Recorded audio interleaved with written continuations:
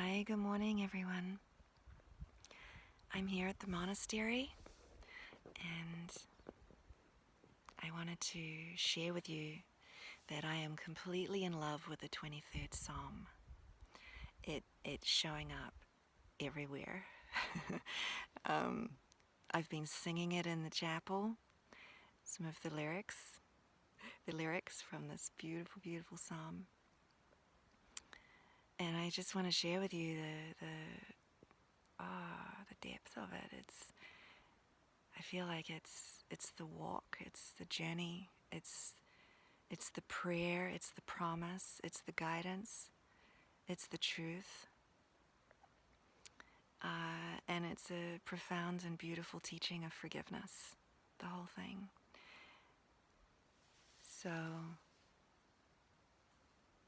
yeah, what I've really been singing out is He restoreth my soul.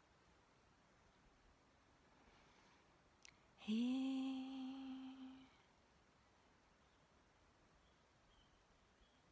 restoreth my soul.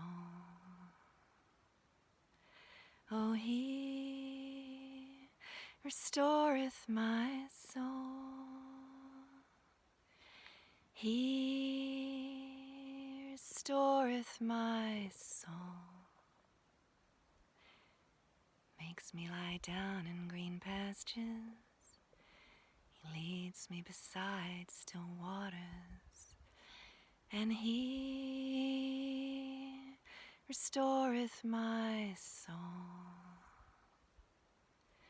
Oh, He restoreth my soul.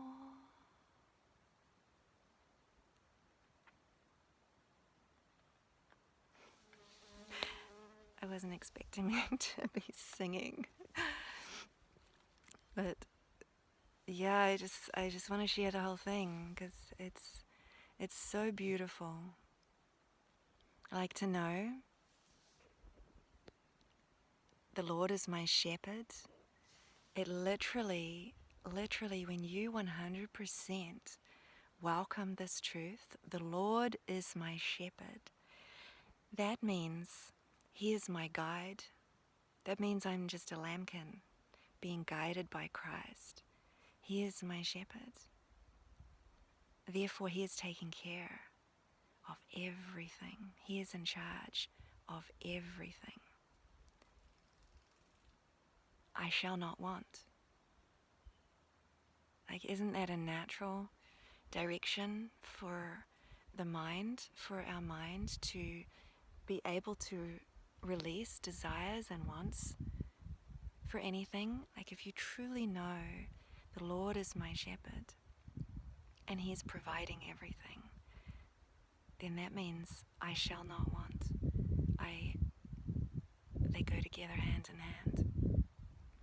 If I think I'm in charge, or I'm worried about what I might need, I have want, I have desire. But if the Lord is my shepherd, I shall not want.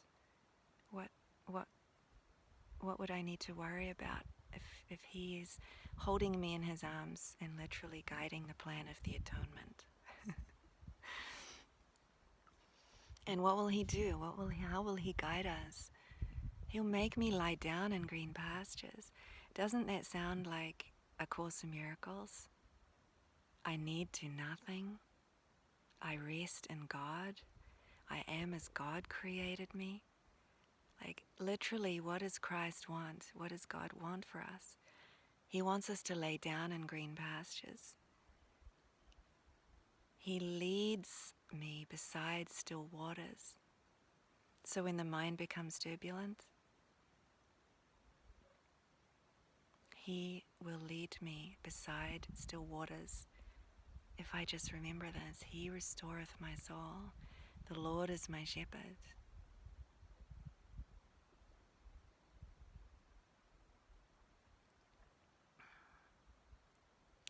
And then He goes on to clarify the journey. It is a journey through the darkness to the light, no doubt about it. Described as being a valley of the shadow, of death. And that's what it feels like when you're going through the darkness to the light. It is like going through a valley. It is facing a shadow.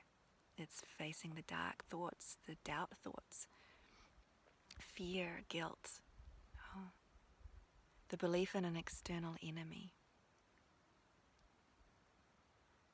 Like that's the greatest fear there is. It's actually the only fear that there is this belief that there is an external authority other than the Lord being my shepherd, taking care. If I believe I'm in control, then, or if I desire personal control, then I, of course, will perceive an external authority because I've already perceived myself as an external authority. Not God as my authority. And the playing out of this external authority gets very dark in the mind and fearful. And then our brothers are perceived as enemies. And it's all in this psalm. He says, actually, in the presence of thine enemies, I prepare a table for you. Which sounds a lot like the holiest place on earth is where an ancient hatred has become a present love. That's a quote from the Course in Miracles. The holiest spot on earth is where an ancient hatred has become a present love. So if we are facing off with our enemy, there's so many teachings where he's pointing to this. Take the stranger in. Love one another as I have loved you. Turn the other cheek. Forgive 77 times 7. Like, this is a practice. It's gonna take a lot of willingness, a lot of facing. It feels like you're walking through the valley of the shadow of death, facing the death wish. But he is beside me, laying a table. And isn't that the experience when a miracle comes? Where we see we've been misperceiving, and it's our own mind calling for forgiveness to perceive things differently. And then the next line, he anoints me with oil and my cup runneth over. That's the miracle right there. That's the effect of the miracle. The total shift of perception to, oh my God, I am sitting at the table. I'm surrounded by love. There's such abundance, there's such mercy, there's grace. There's nothing but God.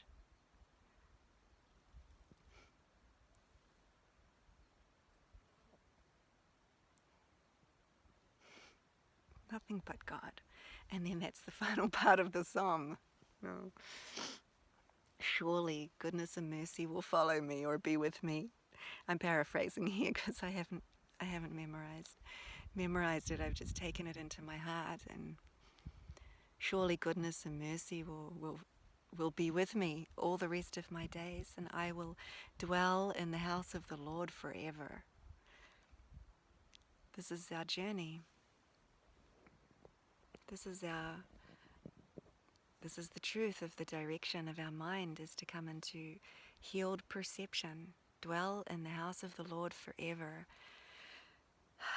This is the happy dream when the mind is forgiven the belief in personal control, in external authority, in enemies, forgiven all doubt, all self-doubt, all mistaken identity in a self that could be separate from God.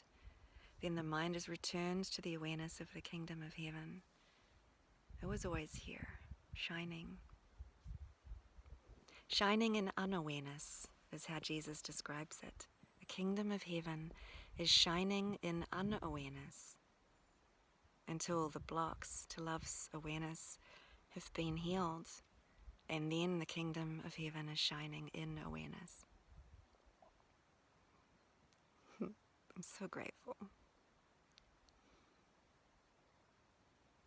This truth, this ancient truth, this present truth has been coming through transmissions, for centuries, for thousands of years, saying, wake up, Heal your misperceptions. Trust in me. Give your mind to me. Let me guide you. Let me guide you. I'll bring you home.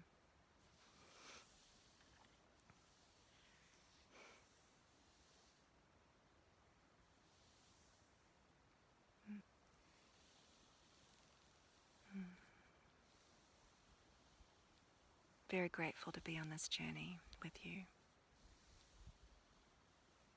Much love. Namaste.